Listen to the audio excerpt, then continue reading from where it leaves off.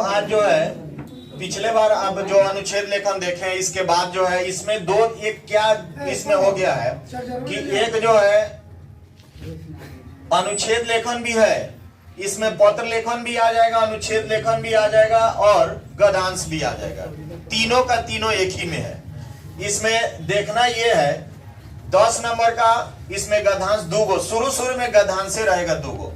और इसमें सबसे जरूरी क्या होता है, अस्य गद्यांशस्य समुचित शीर्षक लिखत, और सब तो मिल जाता है, इसी में खोज लेते हैं क्या। लेकिन आपको ये चीज नहीं मिलता है। अब 2 नंबर इस पे है, सब पे आधा 1 नंबर मिलेगा, लेकिन इस पे 2 नंबर मिलता है समुचित शीर्षक।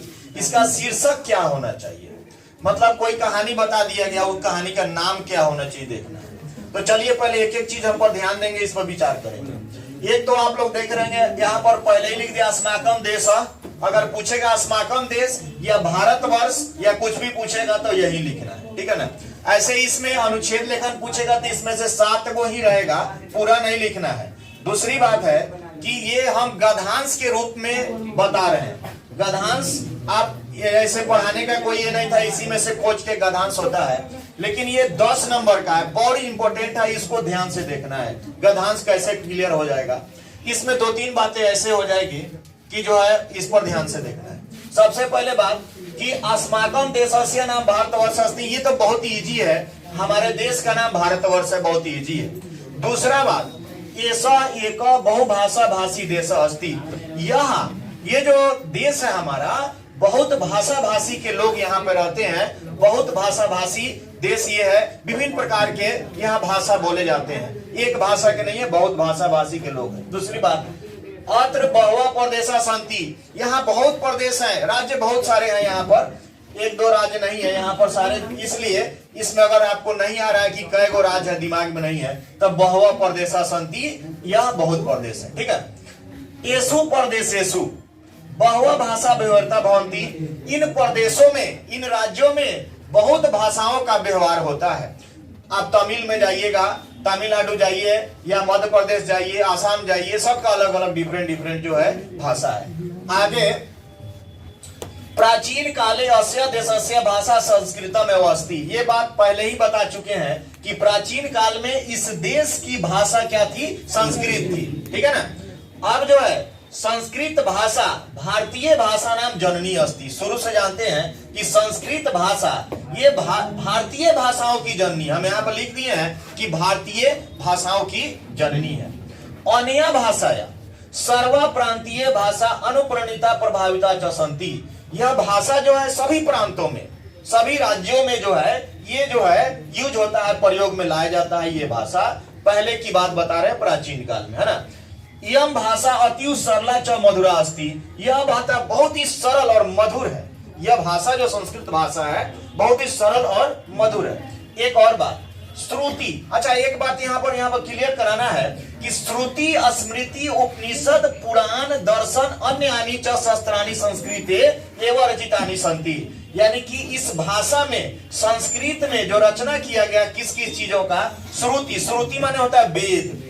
यही यहाँ पर देखिए, एगो आपका भटका देगा, एगो ऐसा चीज होगा, आप पूछेगा इसका पर्याय क्या है, इसका मतलब क्या है, तो श्रुति का मतलब होता है वेद, श्रुति का मतलब होता है वेद। श्रुति स्मृति उपनिषद पुराण और दर्शन अन्य शास्त्रों को संस्कृत में रचना किया गया।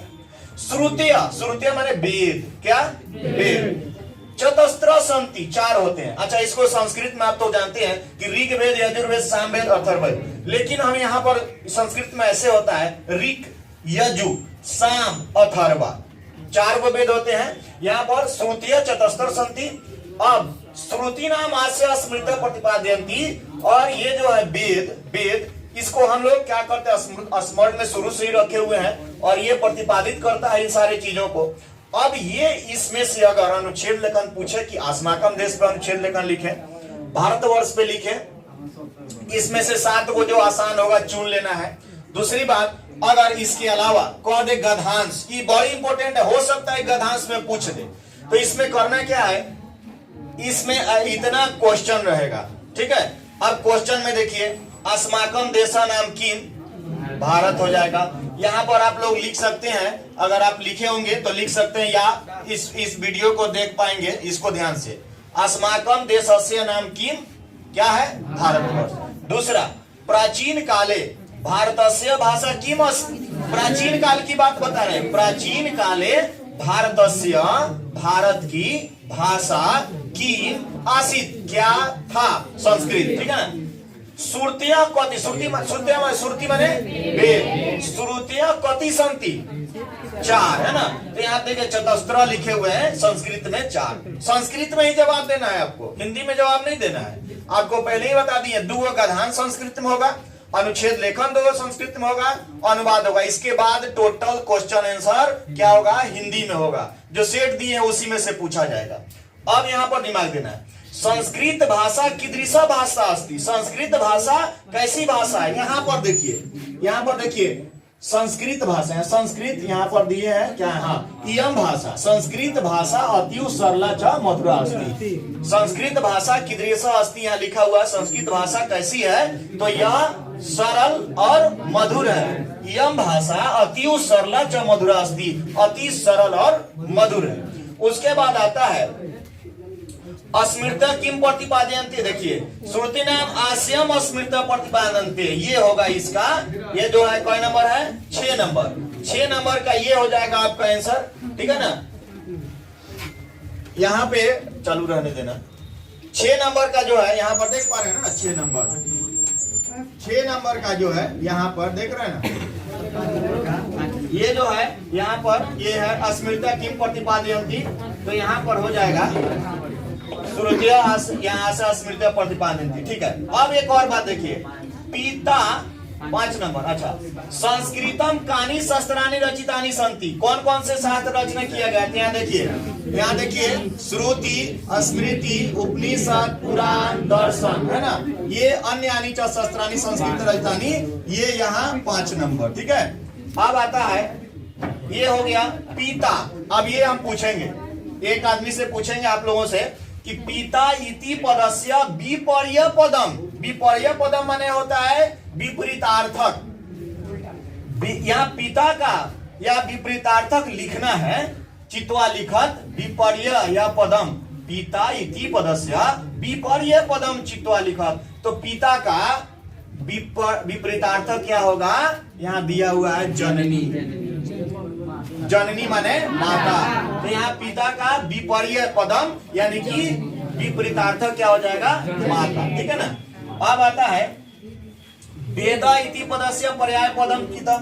वेद का पर्याय इसमें क्या दिया? पर्याय श्रुति। ध्यान दिया है, श्रुति माने वेद, वेद माने श्रुति। यहाँ लिख रहा है कि वेद, ये बड़ी घुमा देता है। वेद इति पदस्य, वेद जो पद है इसका पर्याय, पर्याय माने पर्यायवाची शब्द कौन सा है? तो हो जाएगा श्रुति। भाषा नाम इति शब्द का विभक्ति। भाषा नाम की विभक्ति क्या है? कौन बताएगा? कैसे षष्ठी? न भय नहीं, न भय भय भय नामसु, ये बहुवचन है। न भी भय भय नामसु, नाम आ जाएगा षष्ठी, असु हो जाएगा सप्तमी। जो ट्रिक बताए हैं उसके अनुसार भाषा नाम क्या हो जाएगा? षष्ठी। न। अच्छा, आप लोग द्वितीय से देखिएगा, आप लोग म कथी है? द्वितीय। नहीं तो गिनने में प्रथमा गिन लीजिएगा तो गड़बड़ा जाएगा। हम बताएं प्रथमा का सेम होता है, जैसे बालक है तो बालक, यहाँ म हो जाएगा द्वितीय। तो म इन आए आप से, उधर हो जाएगा न भी भय भय नामसु। आप देखिए न भी भय भय नामसु। यहाँ देखिए नाम, नाम है ना, भाषा नाम क्या हो जाएगा? षष्ठी। यहाँ लिखा है भाषा नाम कृति शब्द का विभक्ति। भाषा नाम लिखा है शब्द का क्या विभक्ति होगा? षष्ठी विभक्ति होगा। अच्छा, भवंती इत्या क लकार। भवंती कौन लकार है? लट लकार तीता अंति। भवंती क्या हो जाएगा? लट लकार तीता अंति सीता तामिया वामा। कुछ दिन जो है बता रहे थे। तो भवंती तत्र क लकार तीता अंति वाला। ठीक है। और भी बड़ा इजी है। अस्य गधांशस्य समुचित शीर्षक लिखत। इस गधांश का शीर्षक बनाइए। तो भारतवर्ष लिख देंगे, अस्माकं देशा लिख सकते हैं, भारतवर्ष गौरवम देशा, अस्माकं गौरवम देशा। ये कुछ भी आप इसमें डाल सकते हैं, लेकिन समुचित होना चाहिए, बेहतर होना चाहिए कि आपका कौन सा इसमें पूछा जा रहा है। तो ये गधांश भी हो सकता है, इसमें गधांश के बारे में आपका यहाँ डिटेल हुआ। तो ये वो विपरीतार्थक पूछेगा, समुचित उत्तर पूछेगा और पर्याय पूछेगा, उसका पर्यायवाची क्या होता है, इसी में से आपको छांट करके कोई एगो लिखना है इस बार बोर्ड के एग्जाम में।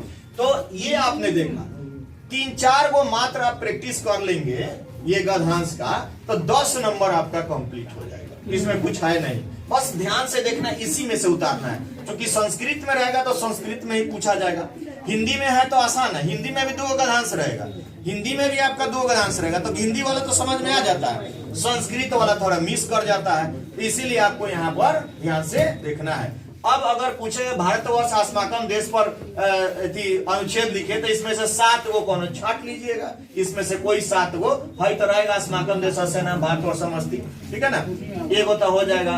अब और जो इजी है ना, इजी छाट लीजिएगा। अच्छा एक चीज और, अगर पूछ दिया संस्कृत भाषा पर निबंध लिखे तो भी हो जाएगा, हो जाएगा नहीं हो जाएगा, इसमें संस्कृत भाषा पर भी अगर पूछेगा तो इसी से हो जाएगा, आपका काम चल जाएगा, है ना। तो ये आपका टोटल का टोटल यहाँ पे हो गया, इसको ध्यान रखना। आप बहुत ही दिन कम है, आपको गधांश ये प्रैक्टिस करना है, उसके बाद पत्र लेखन में जो बताएं छुट्टी के लिए, शुल्क माफी के लिए, उसमें से एगो रहता है, ठीक है, मित्र के पास पत्र लिखना है उसमें से एगो रहेगा। इस तरह से जो भी है इसको डिटेल में करते जाना है, और बाद बाकी जो है फिर अगले दिन जो है इस टाइप का 1-2 और ट्रिक आपको बताएंगे, ठीक है ना।